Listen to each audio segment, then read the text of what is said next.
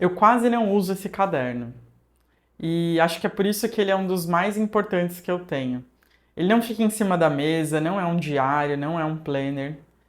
E talvez seja justamente por isso que ele é um dos mais importantes. Ele guarda registros de quem eu fui, de quem eu quis ser, do que eu queria e de como que eu achava que a vida ia se desenhar, ia ser.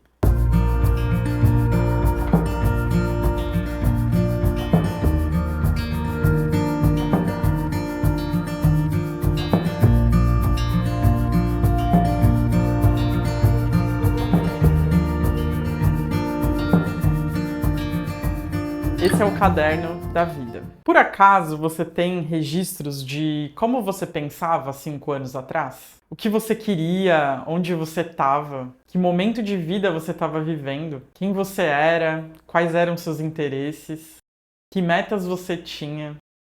Eu percebi que é muito comum a gente se perder no meio da vida, na hora de sustentar aquela meta que a gente traçou. Muitas vezes, depois que a gente realiza um sonho, será que a gente consegue perceber que realizou um sonho? Meu grande medo era esse: começar a conquistar e realizar meus sonhos e não se dar conta que a vida que eu estava vivendo, que a minha realidade hoje, já foi um rabisco no papel, já foi um sonho, já foi uma meta. E eu não estou falando de sonhos grandiosos, não.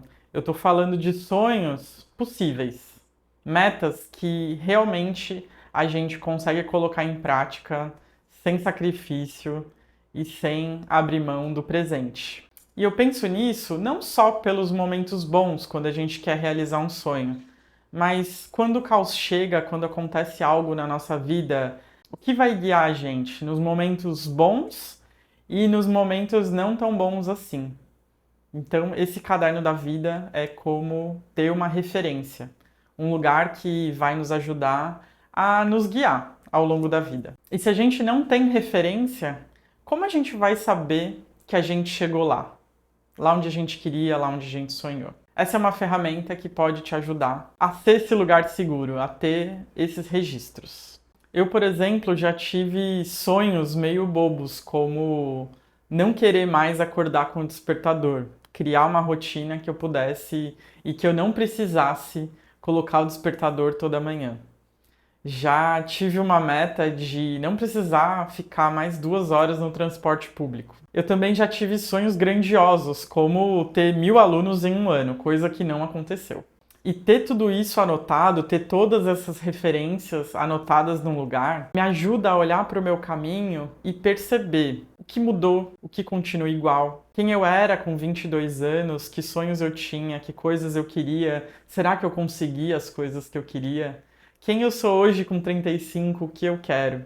Então esse é um lugar sagrado, um lugar muito especial e que me acompanha ao longo da vida. O caderno da vida é um espaço seguro, é um lugar simples, é uma forma de você ter um lugar com poucas informações, só com o essencial das suas metas e dos seus sonhos. Ele é um caderno que eu uso muitas vezes mais para consulta do que para anotações. Eu acho que eu uso ele umas 2 vezes no ano. Sempre que eu faço aniversário ou na virada do ano, eu costumo olhar para esse caderno. Mas você também pode olhar para ele em momentos que você quiser, em momentos de celebração, em momentos que você precisa de pausa, de respiro, de se situar para saber se você está indo na direção que você quer. É um caderno que traz um aconchego, sabe? Um abraço especial, assim, de se conectar com você mesmo. Então eu devo usar 1 ou 2 folhas no máximo. E algumas vezes para fazer a revolução solar, às vezes eu tenho algum insight na terapia, é lá que eu anoto, né? Se tem alguma grande mudança na minha vida, eu gosto de deixar anotado ali. Então ele é um espaço mais minimalista, assim, porque como não uso muitas folhas ao longo do ano, então um caderno tem 96 folhas, eu uso umas 2 folhas, é um caderno que ele vai durar por muito tempo, então ele pode me acompanhar o mesmo caderno durante muitos anos. Isso porque eu sou uma ex-nômade, eu vivia com 4 malas e acho que eu fiquei com essa herança de não ficar acumulando muita coisa, né? Eu vendi tudo que eu tinha para sair do Brasil e morar um tempo fora e depois que você vende tudo da sua casa, que você se desfaz de tudo, eu acho que esse não acumular, ele ganha um outro significado. Além disso, eu moro na praia e ter um armário cheio de cadernos e folhas, pensando na umidade, nos ácaros, e sem contar o espaço físico que você precisa para guardar tanto caderno, né? Então esse espaço de ter um caderno só, que vai acompanhar você ao longo de bastante tempo, você tem um caderno por ano, imagina quantos cadernos você não vai ter ao longo de 10 anos, né?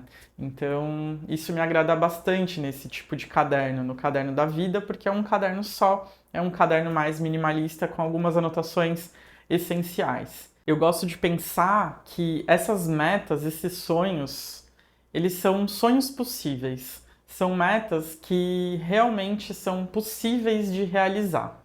Eu não gosto de pensar em ter que fazer sacrifícios, em abrir mão totalmente do meu presente para realizar e conquistar alguma coisa. Então, eu gosto de traçar esses sonhos possíveis. E esses sonhos possíveis, eles são como um abraço para os dias que você está cansado. É como se fosse um respiro, uma pausa.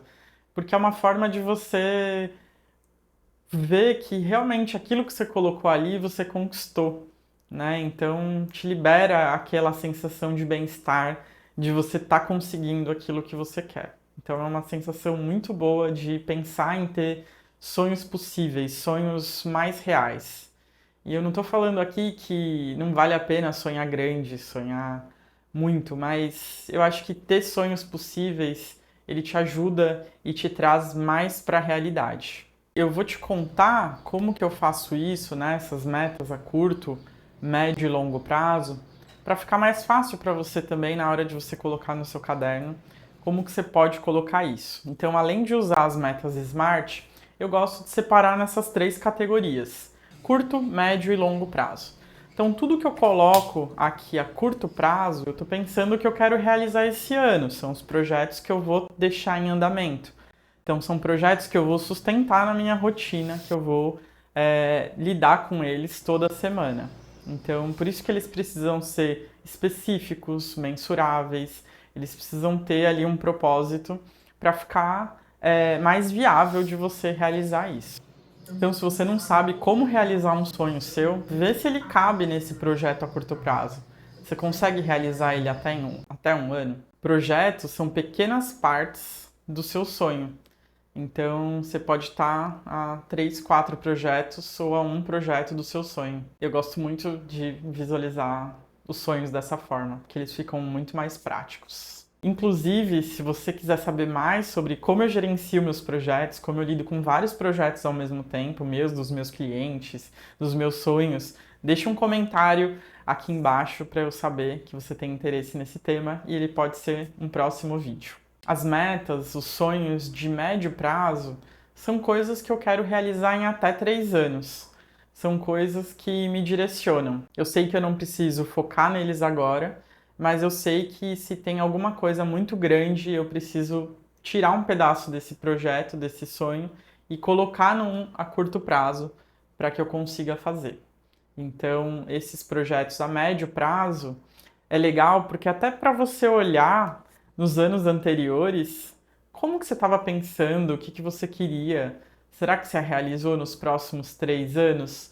Ou será que ele mudou, né? Muitas vezes um projeto como ser fluente em outro idioma é uma coisa que você não consegue realizar isso a curto prazo, mas ele te dá uma direção que até 3 anos você quer ser fluente num outro idioma. E aí isso te faz colocar um projeto a curto prazo, que é estudar semanalmente, diariamente, uma outra língua. Então, eles servem mais como direcionadores, né, do que como coisas que eu preciso fazer imediatamente. Então, o projeto de curto prazo, né, as metas que você coloca a curto prazo, elas são muito mais coisas que você vai ter que fazer na sua rotina agora. Diferente das metas a médio prazo, que eu posso começar a fazer pequenos movimentos, que eu transformo uma meta muito grande em um projeto, em uma meta a curto prazo, os projetos que são a longo prazo, né, que são metas que eu nem sei quando que eu vou fazer isso, só que eu quero muito ter isso mapeado, são coisas que você pode deixar em segundo plano na sua mente, você não precisa focar neles agora. Então eles servem mais como bússola, como guia, direção. Ah, eu quero morar numa casa do meio do mato, né? Então são coisas que desejos, aqueles desejos profundos que você não vai parar tudo da sua vida para fazer isso agora. E é muito legal ver o que eu queria a longo prazo com 22 anos e olhar hoje com 35 o que eu quero a longo prazo e se o que eu anotei com 22 anos faz sentido hoje, né? Então muita coisa mudou. Eu gosto de fazer isso para analisar, para ter dados do que eu estava pensando antes e do que eu estou pensando agora. Então, esse caderno da vida, esse espaço seguro onde suas metas, seus sonhos vão morar, é um lugar que vai te acompanhar aí ao longo da sua vida, que vai mapear os seus desejos, os seus sonhos, vai te ajudar a tomar decisões do quanto de energia você precisa jogar para cada coisa, o quanto você precisa reconfigurar, mudar aí o status de cada coisa. Então é uma ferramenta bem legal para te ajudar no seu planejamento da vida, não só no planejamento do ano. E acho que uma coisa bem interessante de pensar é que nem tudo que a gente coloca no nosso planejamento, né? O planejamento ele é mais sobre criar, né? Eu falo que planejar é um ato criativo. Planejar é mais sobre direção do que sobre controle, do que sobre ter que fazer. É pensar que muita coisa não depende da gente, né? Eu querer colocar meu conteúdo na internet, no YouTube, depende da plataforma existir, depende de você deixar um comentário aqui, deixar um like no vídeo, se inscrever e esse vídeo alcançar mais pessoas, né? Depende das visualizações que eu vou ter. Então, muita coisa não depende da gente, depende do mundo, do sistema, do outro, da plataforma, do algoritmo, depende de fatores externos. Então, a minha dica de amiga para você seria usar esse caderno como um mapa, como uma bússola, usar como um espaço para você se divertir com as coisas que você anotava, um espaço para te ajudar a continuar caminhando e sonhando também.